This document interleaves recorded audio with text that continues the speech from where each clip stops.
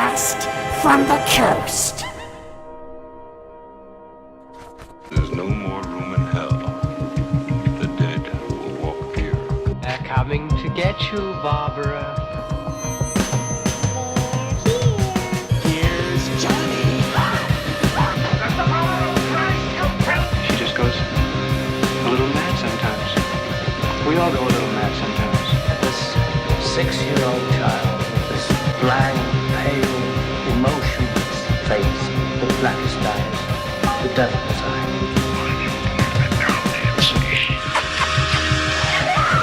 The boogeyman is real, and you found him. Whatever you do, don't fall asleep. Have you checked the children? Welcome everybody to episode 36 of They Cast from the Coast, the cult and horror web series from Eastern Canada. My name is Adam Miles, and I have with me as always, Tim. Well, now we're not strangers anymore, are we? Johnson! Yes, I liked it. It was a good choice, but what I was hoping for was something maybe incorporating either "Kiss Me, Fat Boy" or "We All Float" or something. You want me to redo that? No. I liked it. It's okay. Just when you have an expectation, right? Oh, I had an expectation. There's a higher expectation of me to produce something better. Okay. Kiss me, Fat Boy. Kiss me, Fat Boy Johnson. How you doing, Tim? I'm good. I'm fucking awesome. Not to start off the show using curse words, but I'm fucking awesome. Nice. I'm really excited for HalCon. I'll be there as a photographer this year, not tied to a table, not selling t-shirts or any of that stuff. Nice. I'm going to be literally a roving photographer. I almost said reporter.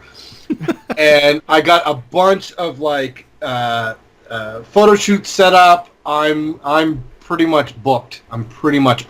Nice. Good, man. Good. Yeah, that's awesome. Really excited. And the cool thing is normally all my photo shoots seem to be with the same kind of group of people, right? And then maybe as an extension, their friends. So the type of costumes that I've been doing have been themed a certain way. So a lot of them are either Star Wars or, I did a couple Indiana Jones, stuff like that, right? So doing the HalCon, it's literally going through everything. I got video game characters, I got TV show characters, movie characters, Marvel, DC, it's everything, and I'm so excited to do it. And you only have a few slots left as of what we're talking about right now. You were just posting earlier saying there's only 5 slots left or something. Yes, and as it stands now, I have 1 spot left, and then I'm fully booked. Damn, dude.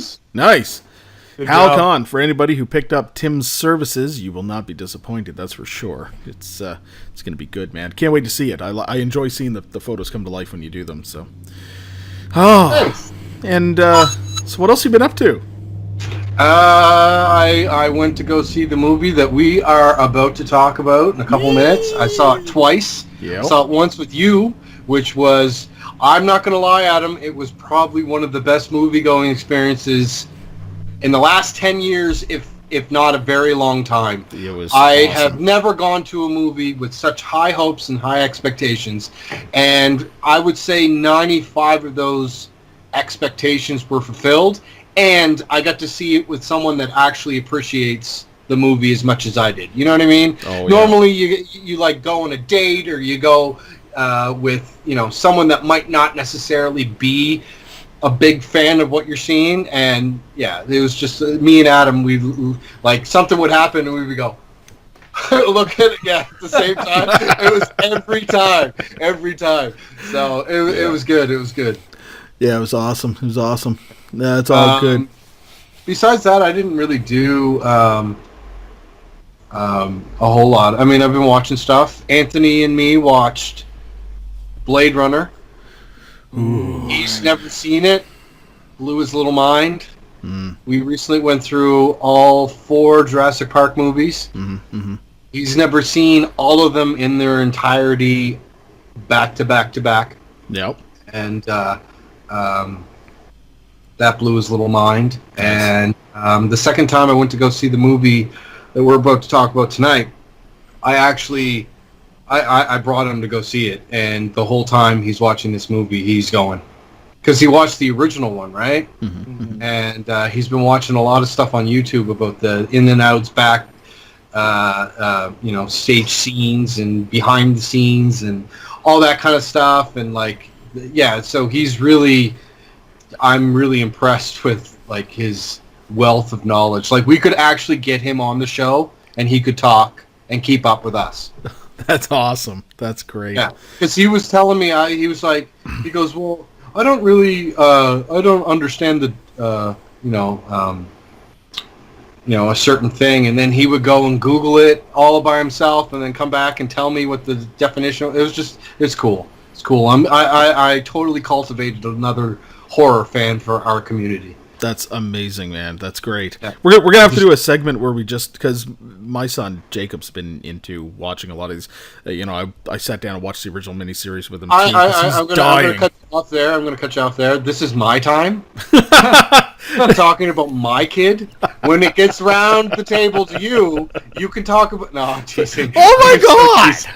I'm so teasing.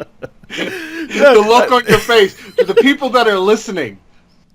You really have to do yourself a service and watch us on YouTube as well, because Adam's face during all that was priceless. Yeah, but that's normally what it looks like. It's just always priceless. So No, I was just gonna say, but we need to create some sort of a segment where we bring the kids on and just get the impression from like brand new horror movie fans, cultivated geeks like that. That'd be pretty cool. So we might have to look at doing that. David's I mean, did you expect cultivated geek in the wings too?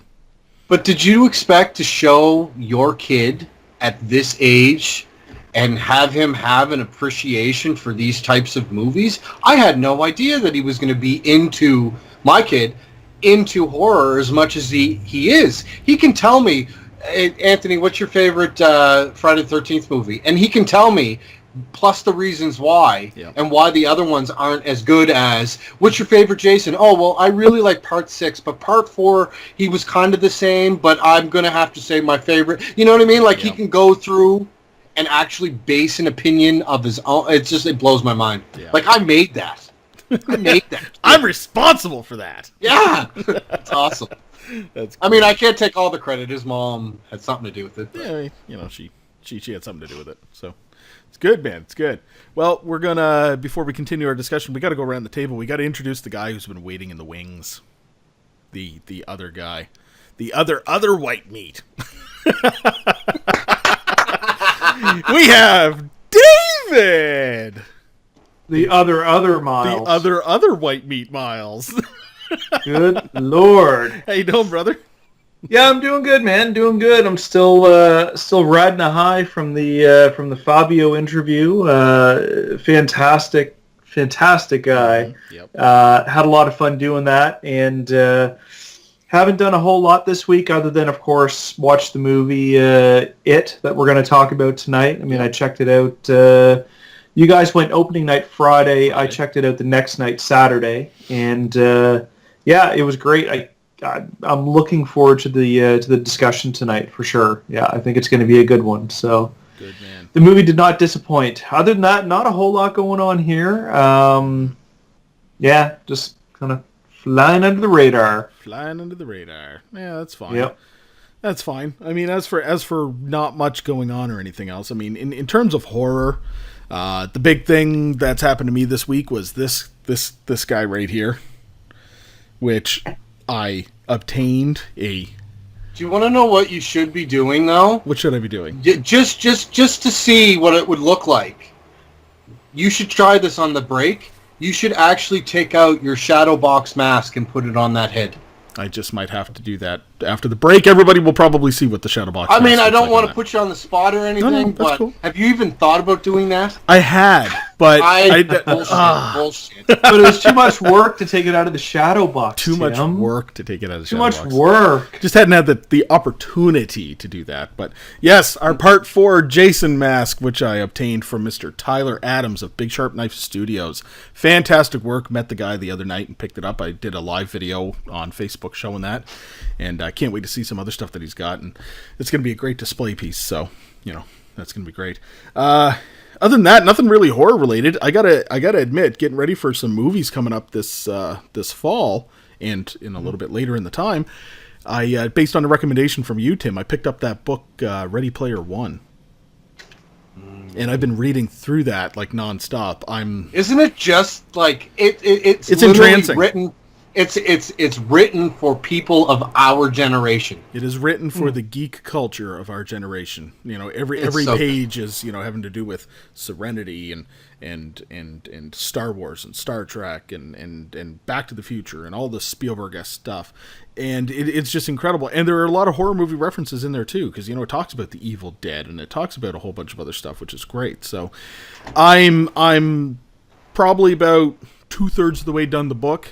And every chance I get, I'm loading it up and I'm reading it, and it's great. I love it. I can't wait to see what they do. Now the trailer's making sense to me, by the way, because the trailer was a visual feast to begin with, but now I'm reading the book and I'm like, oh yeah, that's what that's gonna be. It's gonna be good. So, well, that's where I stand on that. Other than that, I did a lot of the same stuff. Actually, my kids have never sat down and watched all the Jurassic Park movies, and they sat down and watched them all with me there over the weekend. And don't you find it convenient, Dave, that what I do, he does? Words I out of grow my a mouth, beard, man. I grow a beard, he grows a beard. hey, I had You know the what I beard mean? Kid before. watches Jurassic Like, I Park. His guarantee kids when watch Jurassic Park. I'm going to shave this off, he's going to shave his off.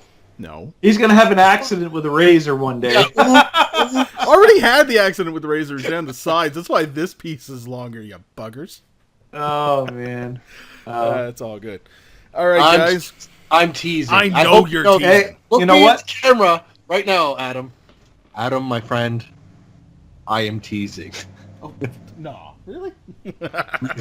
Couple pieces of information though before we break and start talking about tonight's topic. Because we're obviously on the topic of Stephen King, Gerald's Game is getting closer to release. Have you seen the trailer? The Netflix trailer? Huh? I still haven't Yes. seen the trailer yet. It's one of those things I haven't seen the trailer yet for. Oh, it looks so good, and it's like it does. back, like I remember that. I remember that, and yeah. Okay, Yeah, it looks good. You want to talk about Stephen King? Did you see what we posted to the Facebook page today for John Carpenter? Yeah. His official new music video for Christine. Yep.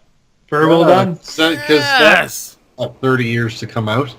Oh, it was kind of how everybody's posting it. 34 years later. Like, yay! It was awesome, though. Come on. Oh, it was awesome. It absolutely was awesome. But like I said, 34 years. Kind of late. Yeah, but 34 I years mean, it's obviously to hype up his new John Carpenter anthology album that's coming out next month, and the October tour 20th. that he's on. And the tour, yeah. Which, Yeah. by the way, when I was talking to Mr. Tyler Adams, he actually got meet and greet tickets No shit. on the tour. Yeah, he did. The guy's going to be meeting John Carpenter. I was like, dude, I'm totally jealous. Yeah, that's awesome. Amazing. Ah, man, that's crazy. Yeah. I'm just thinking, what would you ask John Carpenter? I'd be like, oh my God, you know Kurt Russell. Kurt fucking Russell. Let me shake your hand. You shook Kurt Russell's hand. No. So you know that You movie imagine- that you made? The one with the car that kills people and it like gets destroyed and comes back to life and stuff? That was That was cool. That was awesome. Yeah. You know, when we first started this show and we were gonna do interviews, I was really hoping that was gonna be your interview style, Adam. what was it? It was just the Chris Farley from Saturday Night The Live. Chris Farley show. Chris That's Farley what it was show called, was though, awesome. the Chris Farley show. Either that or it'd be a little bit more like Galifianakis and Between Two Ferns. That's pretty I like good that too. too. Everybody gets pissed off at one point or another. Oh well. Good stuff. All right, guys. Well, I think what we need to do is we need to take a quick break. Ding! That's somebody telling us to take a break. They're messaging us and saying take a break. So we're going to take a break, and when we come back, we are going to jump into the discussion of the night, Stephen King's It from 2017.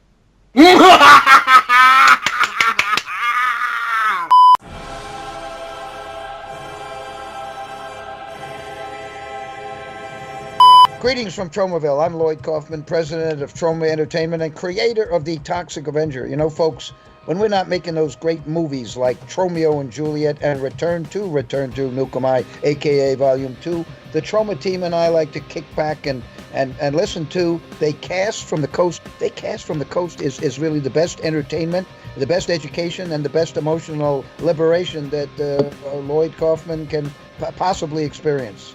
Thank you.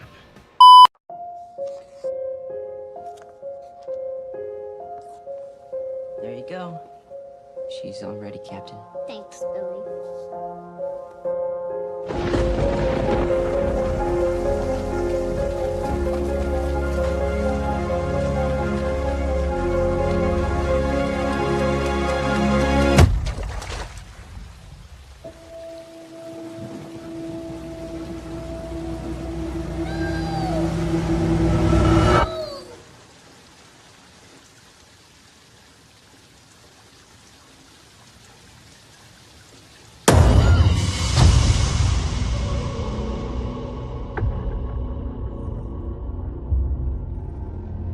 It's not like any town I've ever been in before. People die or disappear 6 times the national average. And that's just grown-ups. Kids are worse. Way, way worse. We all float down here. I saw something. There was this Clown. Yeah, I saw him too. Look. It's all connected by the sewers. That's where it lives.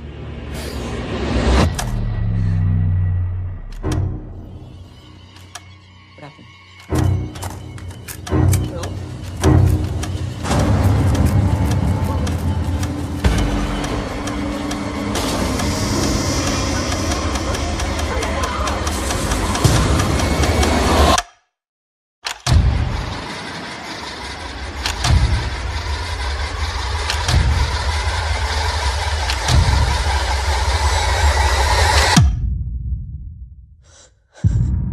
Bill, if you'll come with me, you'll float too. You'll float too. You'll float too. You'll float too. You'll float too.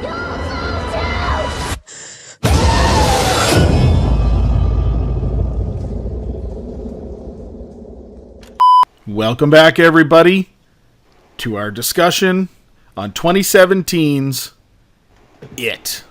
Tim. Okay, so okay, let me collect my thoughts for a second. Okay, so believe it or not, this movie follows very closely, in my opinion, to the book. Mm-hmm. It all takes place in Stephen King's fictional town of Derry, and a group of kids are being taunted, hunted, whatever, by a shape-shifting clown, a shape-shifting entity who likes to take the form of a clown. And after one of the kids' little brothers goes missing, that's kind of what starts the whole thing going. And each one of these 7 kids, affectionately known as the Losers Club, get affected by Pennywise the Dancing Clown in their own way.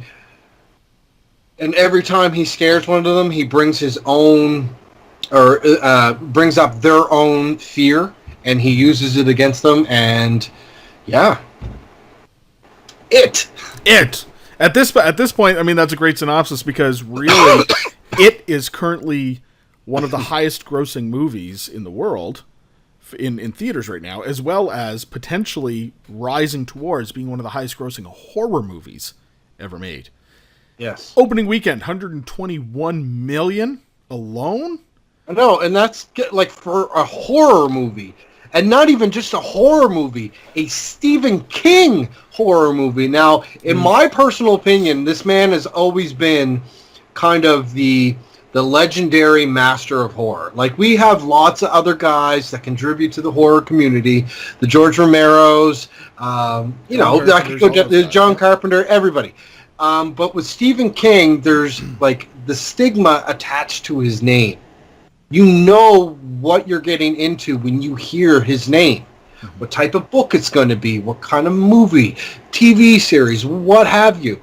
And in my opinion, his movies, the movies based on his material, haven't always done the material justice. And quite often, more than not, they suck. They suck. And that's not Stephen King's fault. He sold the rights to a director, producer, whatever. But with it, he is an executive producer. Yeah. He had an input into what this movie was going to be, the shape, the direction, the tone, everything. So I think out of any other Stephen King adaptation that has come out, this, in my opinion, felt the most Stephen King. Okay, so in terms of story and plot of the movies, you're saying it's as close to the book as almost anything else that they've put out in Stephen King material for a movie. For horror-wise, Stand By Me was very, very, very close to the body. It was very faithful, yes. The Green Mile was also very faithful. Mm-hmm. I found The Mist was very faithful, but with a book the size of it, yeah.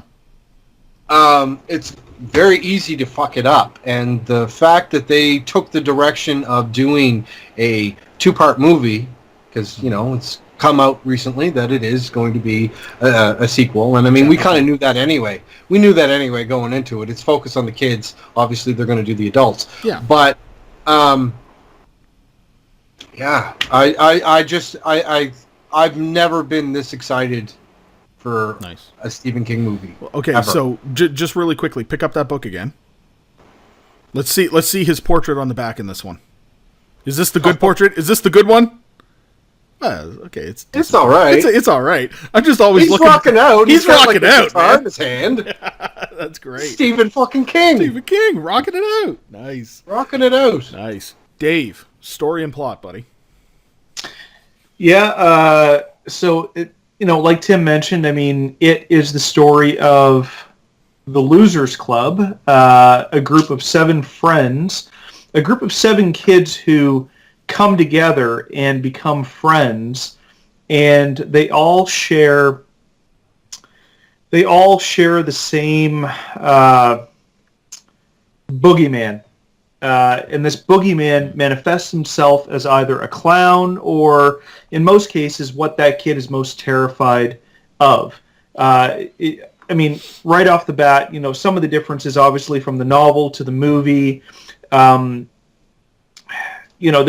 clown Pennywise is obviously the most well known, but other manifestations are in the book, the werewolf, and also in the miniseries. We've yet to see that in the movie, but it just goes to show that the creature itself, or the villain, we'll call him Pennywise. He goes by another name, but everyone knows him as Pennywise. He'll take on basically any form based on what your fear is, and essentially he'll kill you. Based on that manifestation. So the Losers Club, these 7 friends basically band together and start putting pieces together and realize, this happens every 27 years. We have a small timeline that maybe we can actually defeat this evil, and no one else will have to suffer the same fate. And, this evil is affecting the town. It's affecting the people. It kills the kids. Adults also go missing.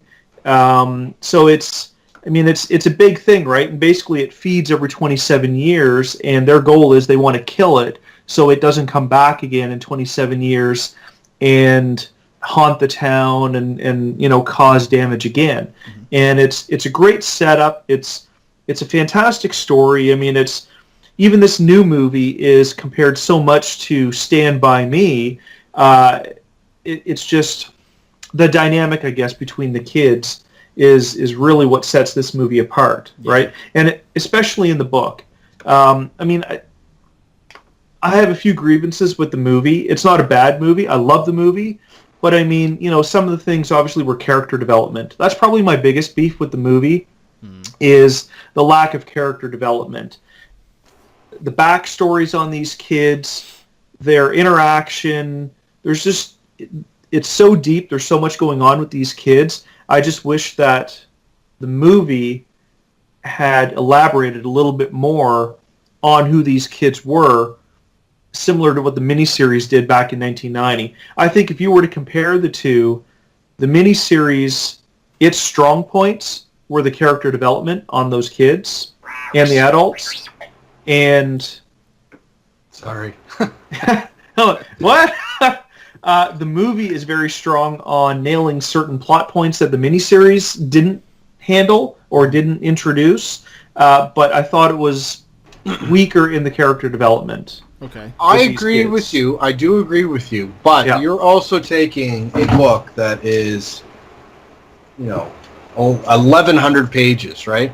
I got it. Right? But the miniseries was 2 parts also. Yes, but the thing is, with the miniseries, I felt that they concentrated their efforts too much into stuff that didn't even matter. Yes, you got extra development in these characters, but if you were to just look at this movie as its own thing, I felt that the characters were developed as much as you actually needed it to progress the story. You knew enough about the characters.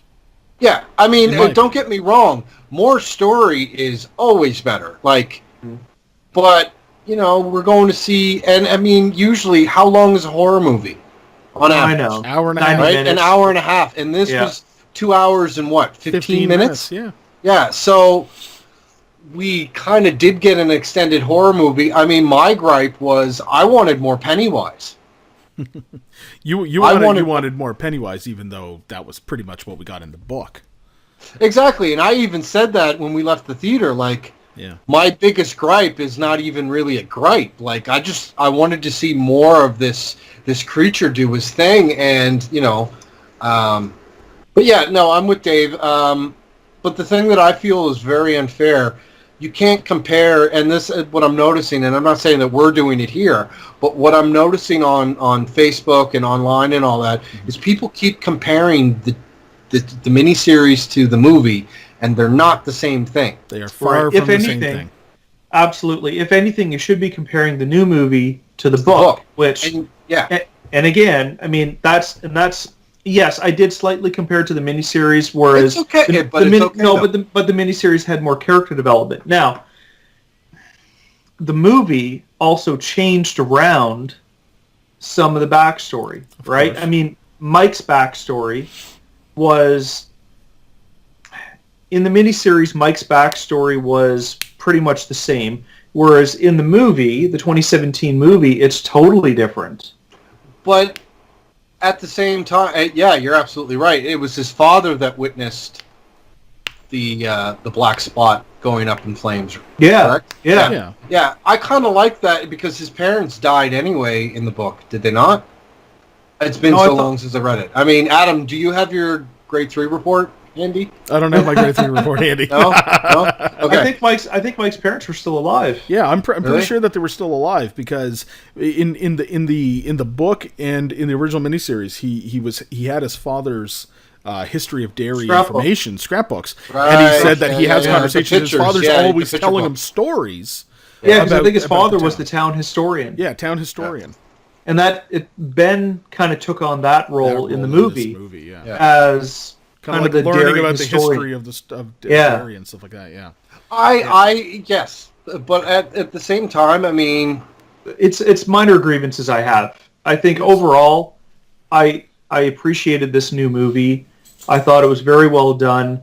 I thought that we finally got the It horror movie that we deserved. Well, yes. We got a horror movie in general. Yes.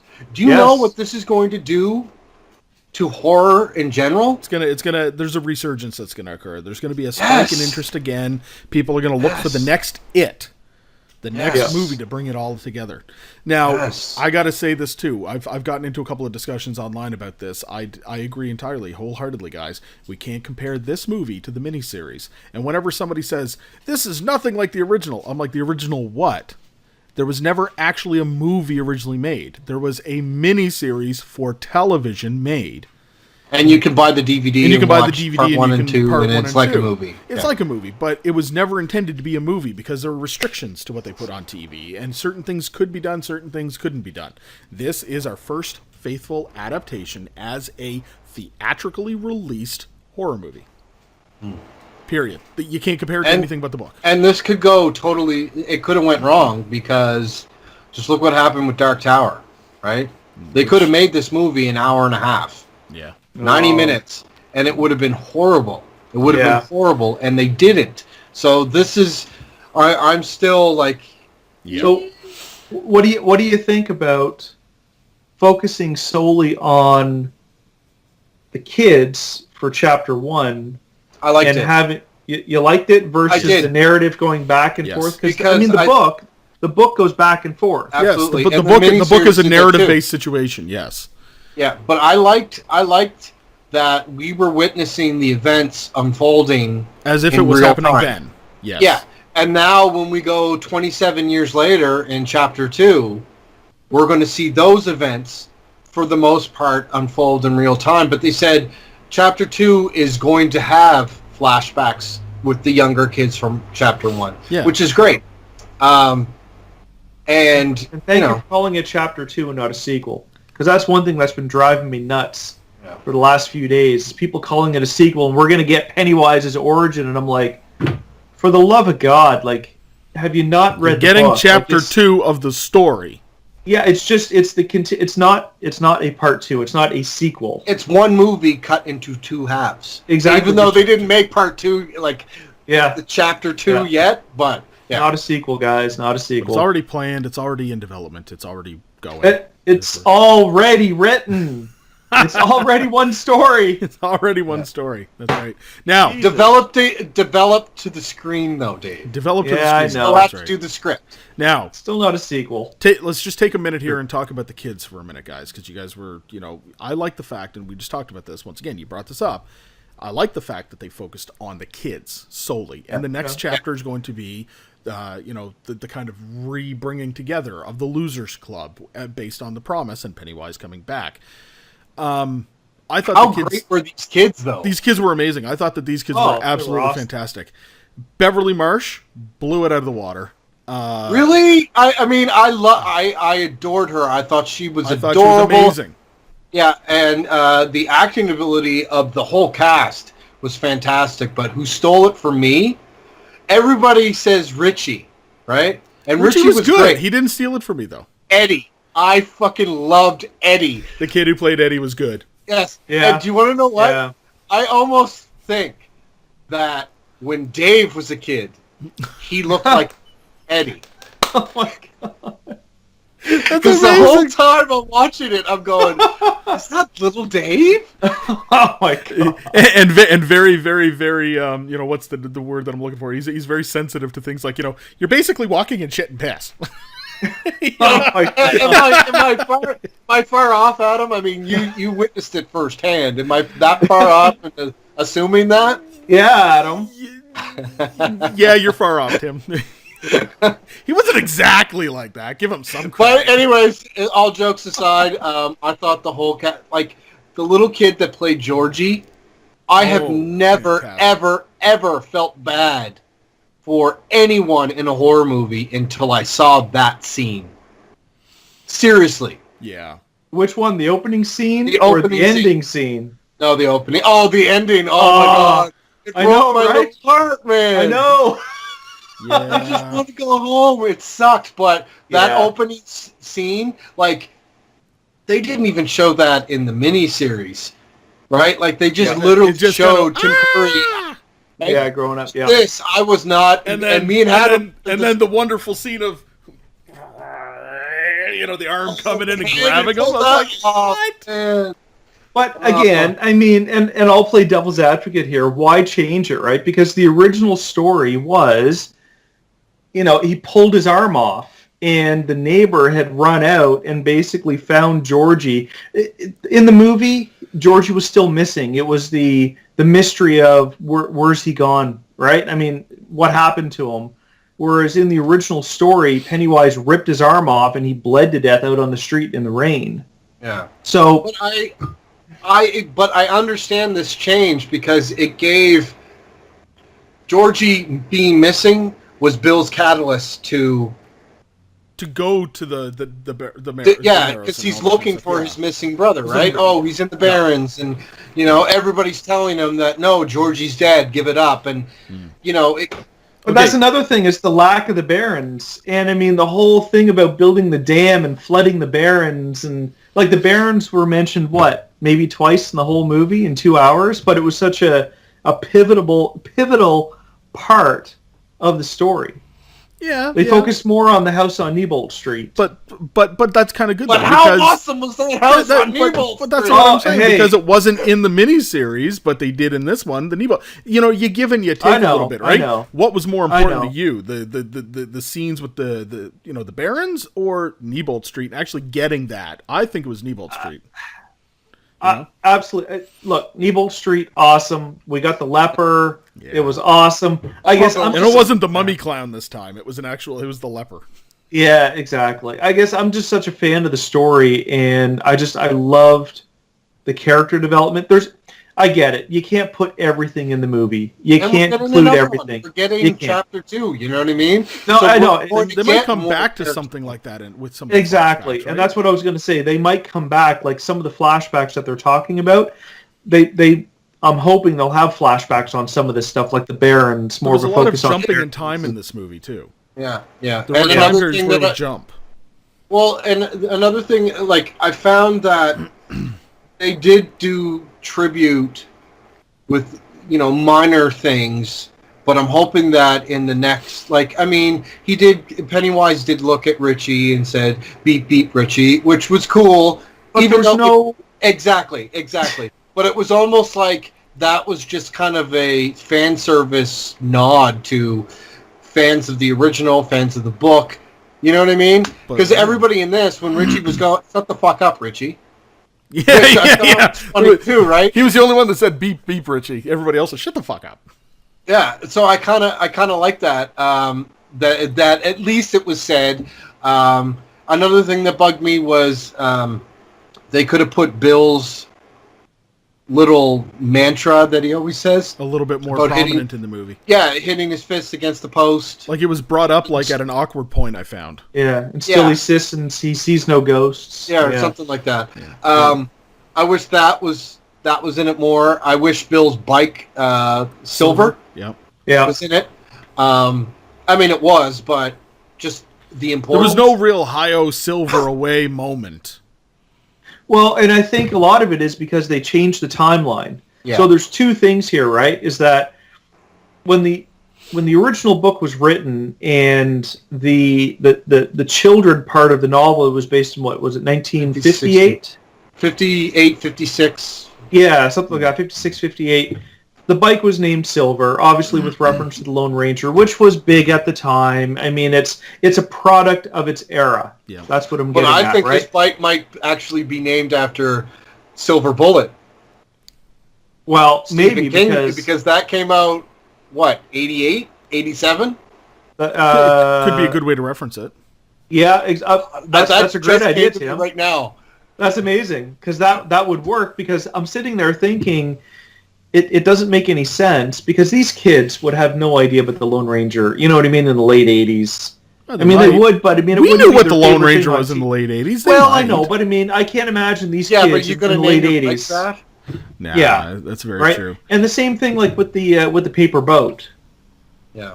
Right? How many kids in 1988 or 89 made paper sailboats and sealed it with wax and let it float down a Yeah, but a sidewalk. Yeah, but do you know how much flack they would have got if that was not a movie? Whether it made sense or not. Again, these are little things. I'm just playing devil's advocate, right? Yeah. Whereas in 1956 or 58, whenever that happened, that's a product of its era. Very absolutely. Relevant, yeah. Well, anyway, one thing that a lot of people complained about, you talk about Silver, the bike. A lot of people were like, man, I didn't like that antique bike being in there. That's a replica of the original story in the 50s and everything else.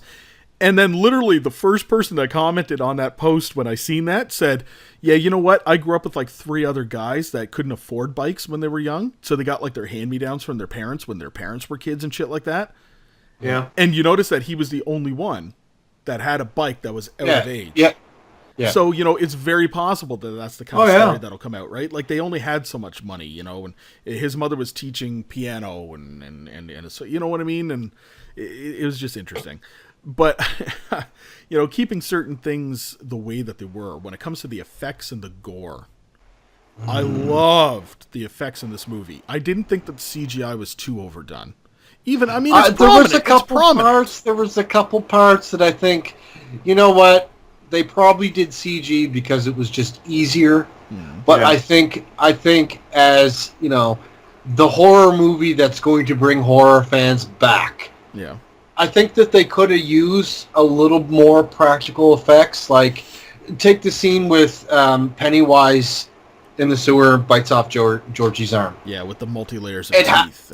The teeth and all that was awesome.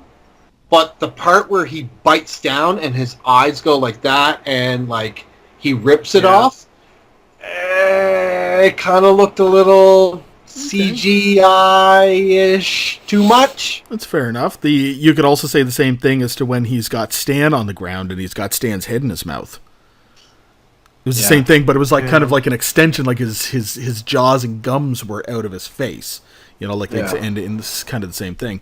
But the one big thing that I really appreciated that they did in this movie, with the effects that they had, CGI even, was when they said, "You'll float down here." They floated, man. They really did floating around the column of shit that he's collecting. Where was that in your miniseries, Dave? Where was that? No, now, did anybody else notice Georgie? Did anybody else notice Georgie's arm floating? No. His arm was floating. It was one of the first things I noticed. If you look carefully, one of the first things you see about halfway up the stack, you just see a little kid's arm floating. Wow. Georgie's arm. I was like, just even the little details like that, because when you see Georgie, his arm's missing, at the very end too. Like, but that wasn't really Georgie. No, I know, but the imagery of Georgie is showing that. Because it can transform, right? Like you understand that wasn't Georgie, Adam. What do you mean that wasn't Georgie? What do you mean it can transform? The clown can transform him in the head. Yeah, I know. And then bling, bling, bling, I love that too. Where it was very clown-esque, It reminded me of Beetlejuice.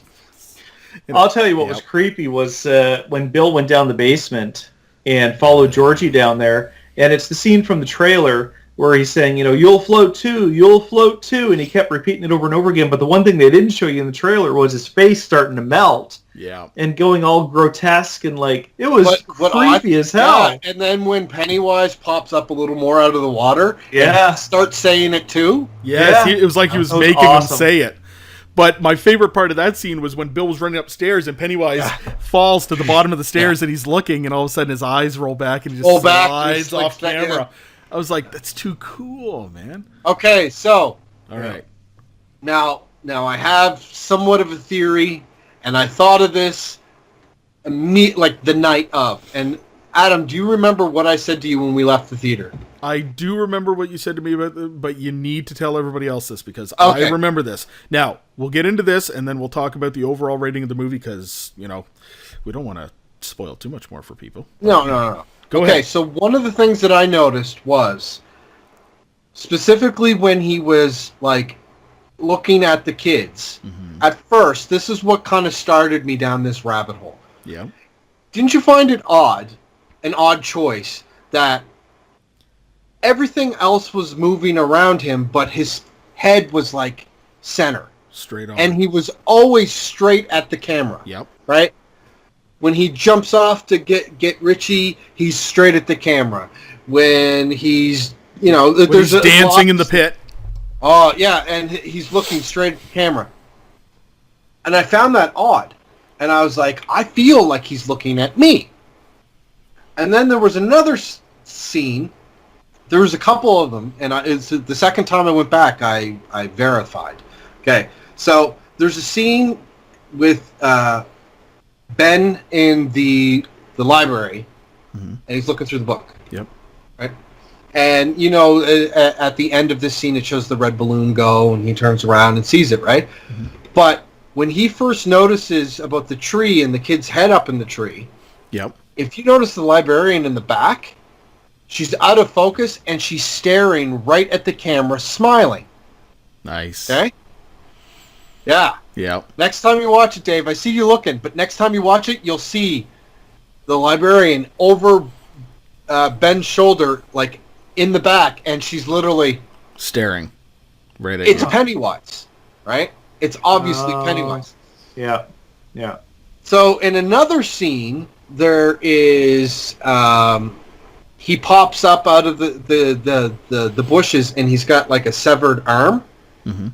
Yep. Again, when they're beating on Hanlon. Yep. Yeah. You think that he's looking at, what's his name? Mike Hanlon. Mike. You think he's looking at Mike, but he's looking right at the camera, at you, going, hello, with the severed arm. Yep. There's the part when Richie says that he's scared of clowns when they're at the park with, all the festival thing going on. Yeah. The festival, yeah. And you see the clown on stage. Yep. That's Bill Skarsgård in different clown makeup, looking again at the thing, handing you the balloon.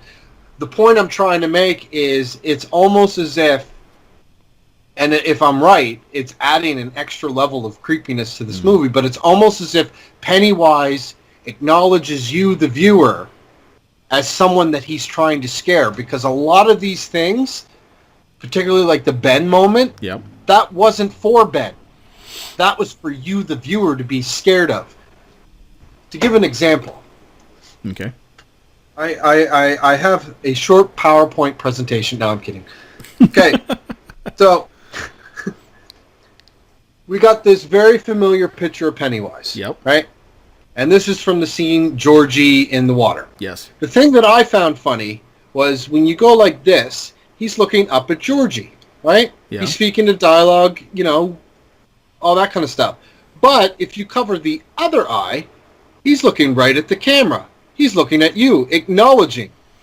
Do you see what I'm saying? Yep. And this happens throughout this movie so many times. Nice. So many times. Because the second time I went to go see it, I was aware of it and I was looking for it. There's far too many to talk about in this, but it's something to watch out for, because it was almost as if, like, one of the things that was really cool is a lot of that eye stuff, Bill Skarsgård could actually do it. It wasn't CG. But to be asked, and, with the eyes and stuff, like, it was almost like this was part of the plan from the beginning. All right, guys, so very importantly now, we need to discuss the overall rating of this movie. The overall warm and fuzzy that you got from this movie. Tim? I'm still warm and fuzzy. Like I said earlier, this movie exceeded my expectations as a horror movie. It exceeded my expectations as a Stephen King horror movie. It instantly made me want to read the novel again, which I'm going to once I'm done what I'm reading now. Yeah. I thought the acting was fantastic. I thought Bill Skarsgård as Pennywise. I didn't think anybody could top Tim Curry, because he's the best thing about that miniseries. Yep. Bill Skarsgård, I don't want to say was better. He was different, and he's a different version of Pennywise that, I don't know, I just gravitated to it. I just like it. I'm hoping that with the second one, they fill in some of the things they left out of this first chapter. Mm-hmm. But as an overall whole, I already saw it twice. I want to go see it a third time, and yeah, I'm just really excited. It's about very this whole... nice. Yeah, come on, man. Like I said, what is this movie going to do for horror in general. Are we going to finally get a Friday the 13th movie? Are we going to get, you know what I mean? Like, yeah. Oh, no, I agree. This is and the now first that horror movie that didn't bomb. That's right. And now that Stephen King has officially announced that a lot of the rights to a lot of his movie options have reverted back to him. He's got them back. Ooh, we got some good things possibly in the pipe, my friends. So it's good. Very exciting times. Very exciting times. Dave.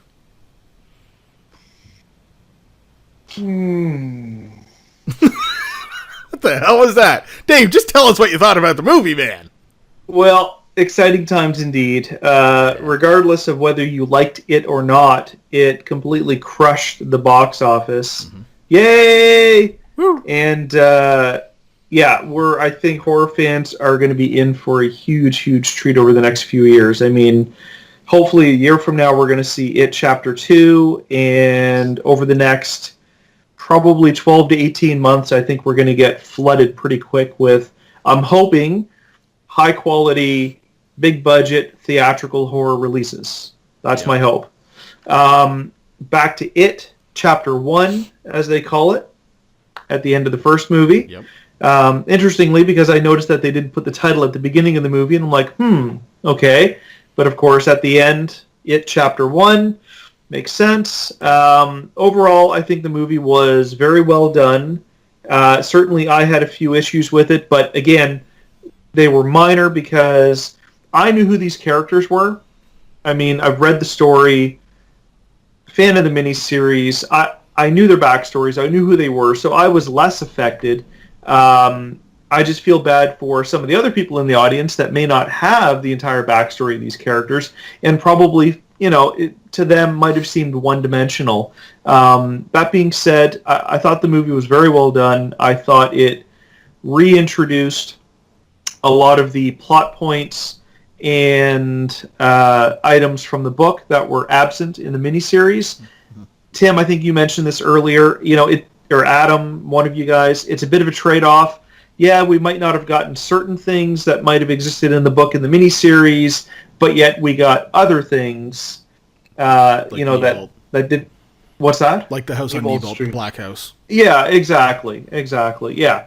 It's a balancing act. With everything, I think they set out to make a truly terrifying horror movie, and they succeeded without a doubt. I'm excited. I'm going to go see it again. I'm hoping I get a chance to see it again theatrically. If not, certainly it's a day one purchase for me on Blu-ray, no question. Mm-hmm. And I can't wait to see the second chapter.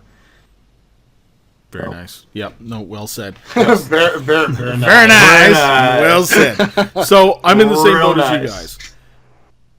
I loved the story and the plot of this anyway. I loved the book. I loved the miniseries, and I absolutely love and adore the new movie. It is going to open up the world to a whole new bunch of horror movies and hopefully some great properties that are going to be converted into theatrical release movies. This is going to be great. Now, I do have some, not necessarily gripes, but there are some wishes that I wish that they would have done certain things. But like you guys are kind of saying too, Chapter 2 is coming. They could very well easily just toss it in as flashbacks, or they could toss it in as other side notes. Because in the original miniseries, there were certain things that kind of occurred as if they were just kind of, it happened, oh well. And they didn't spend a lot of time on it, like when Bill was talking about how Silver saved him and Stan's life that time, and the leper itself was just a side note. You know what I mean? Like, it wasn't a lot of time or effort spent on it. And it wasn't even the house on Nebolt Street. It was just, it almost looked like a museum in a park. It was always a weird house to me, the way that they did it. Yeah. So there's trade-offs. You have the good and you have the bad. This one, I think that they hit almost everything proper, though. It's not that they did things incorrectly with what they showed. In my opinion, what they didn't show could potentially be shown later, but what they did show, they hit it properly. They did it justice. They did do some changes, Mike Hanlon's backstory, and not really having a lot of Ben's backstory as to why he's living in town and why he's new. The mentally abusive aunt and his mother, who's nobody living on welfare type of thing. They're doing their Christian duty, keeping them around. That kind of a thing never really came up. But that could very well come up later on. It was not necessarily pertinent to understand the story moving on in this case, in my opinion. So I really enjoyed the fact that nothing was a side note. If it was there, it was there, and it was done well. They didn't hold back on it. The movie was brutal. The hits, the punches, the deaths, the language, the interaction between the kids, everything was a burn, an insult, or just plain and simple slap you in the face, and it was wonderful in that way. They did go all out. I loved it. 2 thumbs up. Even non-horror fans are watching this movie going, this scared the shit out of me, and I loved it, and that's great to hear. I can't wait for Chapter 2 overall. Bang up job. Tim, go ahead. Before we wrap everything up, I feel that we haven't really discussed which one did it better. What do you mean? Which Tim one? Curry or Bill Skarsgård? All right, you go ahead first, Tim. I feel the character of Pennywise is one of those characters that falls into the category the same as the Joker, where you have such kind of iconic broad strokes in the book. He's just the bad guy he's the boogeyman. I don't know who said it earlier, but he's the boogeyman. Okay. And that can be interpreted many different ways, right? I felt Tim Curry, for the time, 1990, he played a very much Bozo the Clown. He had that really strong New York accent, you know what I mean? Like, hey, Georgie, right? Whereas Bill Skarsgård, I felt he was just creepier. He didn't even have to say anything. He was just creepy. Yeah. And I felt, in my opinion, that hit what makes people scared of clowns anyway. Yeah. Is he was just standing there and that pyramid of balloons and just smiles, and it was creepy. It was as hell. creepier than anything that Tim Curry had pulled off. Yeah, and I'm Tim Curry's portrayal of Pennywise is iconic. You can't take anything away from that. No. But I feel that Bill Skarsgård's portrayal is much more timeless. We could watch it 10 years from now, and it would still be a creepy performance. Yeah. I like that he didn't turn into a spider at the end. I'm really happy about that. I think we all are. Yeah. Yeah, but that wasn't until they're adults anyway. Yeah, but he still turned into a spider. But he still did turn into something interesting. If you notice, when he was going after the kids, his arms kind of transformed into like an insect type of arms, right? Yeah, so we never know what we're going to get anyway. So okay, Dave. Well, don't think about it too hard now. Look, here's the thing. I think Tim made a really good point in saying, you know what, for its time, I think Tim Curry's Pennywise was iconic. Mm-hmm.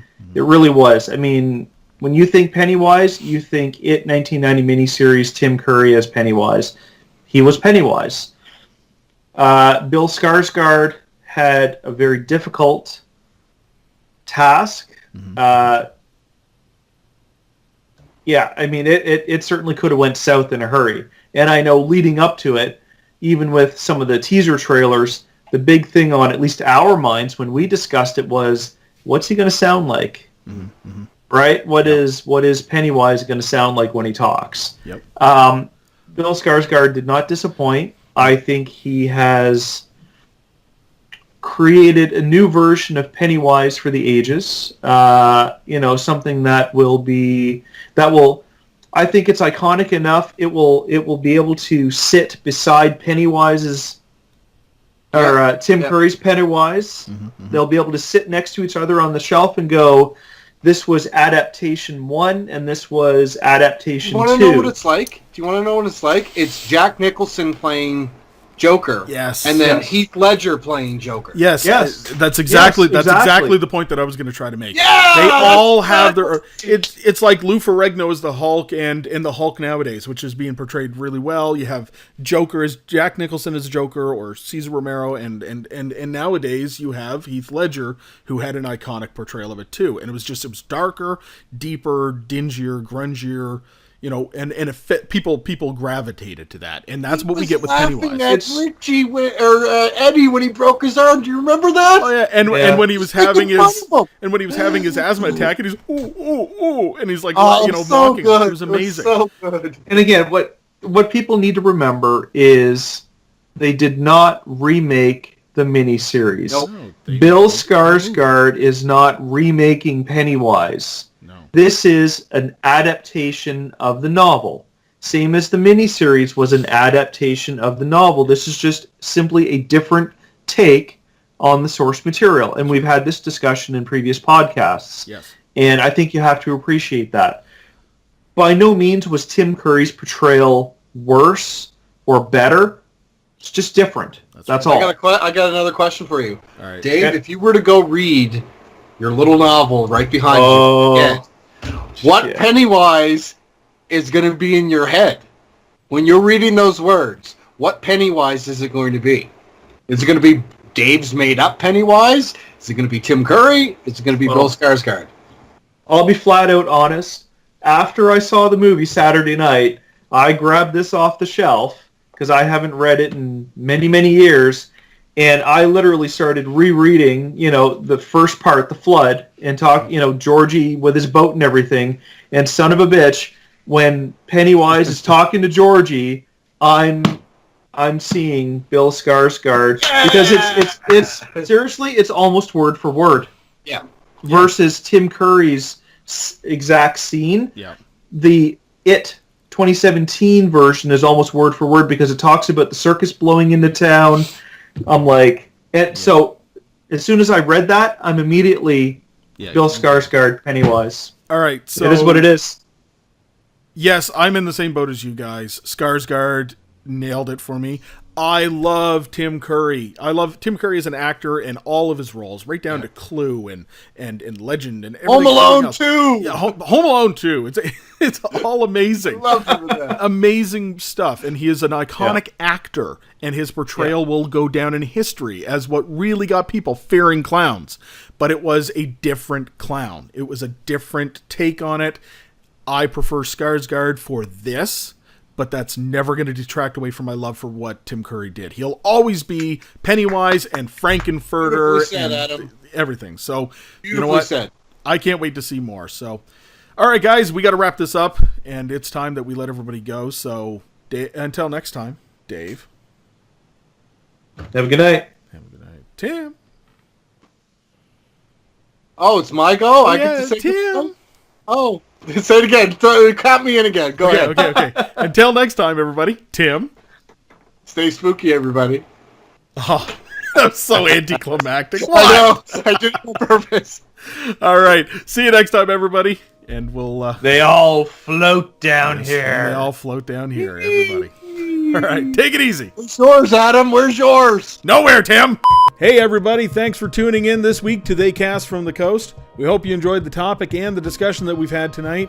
We're very excited about everything that's being produced right now in conjunction with the Misunderstood Art Company. Subscribe to the YouTube channel, say hi in the comments section, and just in general, check out the other content that's being offered, once again, under the Misunderstood Art Company. If you want to listen just to the audio portion of this show itself, we're making it available on iTunes, Google Play, and TuneIn on top of the YouTube channel itself. So, thank you very much again for your continued support.